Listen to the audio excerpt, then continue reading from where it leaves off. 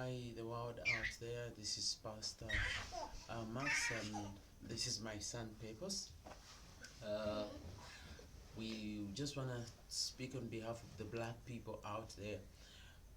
We thought maybe the issue of racial segregation and the issue of discrimination of race ceased, but it's like now it's coming to a peak.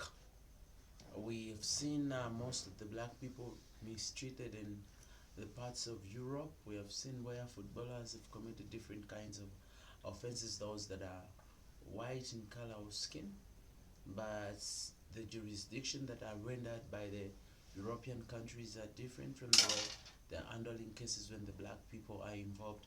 And I can cite the examples, for example, the issue of Greenwood, the player for Manchester United, and Kurt Zuma, the player for West Ham.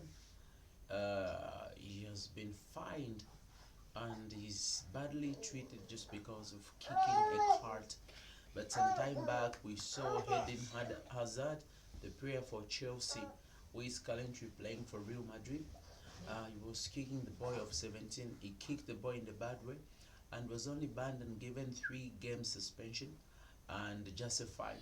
But for Zuma, because he's black in color now, we are told that he'll be going to prison, and even the Adidas have decided to withdraw their sponsorship from him, and he's not treated like part of West Ham. And even the West Ham themselves, they have neglected him and they have decided to dump him. Again, we have seen the issue of Greenwood just because he's black in color. We see the treatment that is given at Manchester United, which is not good. Even friends like De Gea, Cristiano Ronaldo, and a few to mention Paul Pogba, they have also unfollowed him just because of the issue of rape and sexual harassment. But if you look at all these in different perspectives and angles, you find that players like Cristiano Ronaldo, we talk about players like Benzema, players like Paul Pogba, they have done this in recent years, and the legal system or those in authority, the way they handle their cases is different from the way they handle it pertaining the non-European players, which is very unfortunate and bad. So the word of advice to my fellow Africans and the black people there is, let's wake up. Let's have the spirit of unity and solidarity. We work as a team. We should not allow other people to trodden on our lights. Let's wake up, Africans. Let's wake up, black people. See how these people treat us. They come in our countries, they deprive us of our lives, they mistreat us, they treat us badly. Therefore, we keep on working for them like useless and pathetic slaves without them even appreciating our services.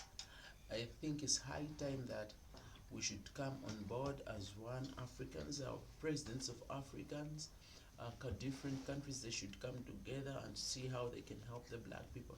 Exploitation of the black people is everywhere, even here in Zambia where I am right now. It is there.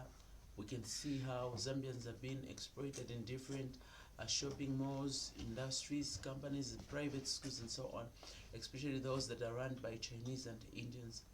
The people are very cruel and wicked. They're always insulting the workers. They're always giving us poor salaries. And the issue of minimum wage, there is no one to talk for the people. For example, here in Zambia, we are able to work for a 500, 300 a day, and they keep on laughing at us because they are thinking our government is too reluctant and it has abandoned us. So me personally, I'm appealing to the current president of the Republic of Zambia, who is President Hakainde Hichilema, the only father that listens to his children. My dad, if you be by any chance have an opportunity to pass through this video, I'm pleading and begging to you that kindly help us, especially us who are working in private sectors, because the kind of treatment that we are given, we are treated as if we are not Zambians. We are not respected. We are getting peanuts. For example, some of us, we got 300, 400 and 950. What can you do in that manner? This is the 21st century, and almost everything is expensive. You try to ask for salary increments, you only receive insults, and the boss will rebuke you and treat you as if you're not a human being. We have suffered so much as black people from these people. So we are appealing to the state at large and all other stakeholders out there who would help us, especially us who are working in private institutions, to see if at all you can find ways in which you would strategize and help us at least to have salaries that will permit us to take care of our children, our mothers, our fathers, and our sisters. We are suffering. Yes, we understand that the government cannot employ every person, but even when we work in these private institutions, at least we have a salary in which you will be able to stabilize in the standards of living and listen to help others. But we are failing to do so, failing to buy meal, failing to take our children to school, failing to help our brothers and sisters, failing to live in good houses. Like for example, if you look at my house here where I'm sitting, this is not a house that a learned person like me is supposed to lend, but because of circumstances and difficulties, we find ourselves lending houses 250, 350, and so on. We keep on surviving, but we understand that if at all our government could have a listening eye and try to find out what happens in different industries and different areas, we understand that certain solutions can be rendered unto us, because this exploitation by these foreigners that is being given to Zambians is an awful and unfair. Therefore, please, our president, please, our ministers, listen to our cries. We are suffering out there.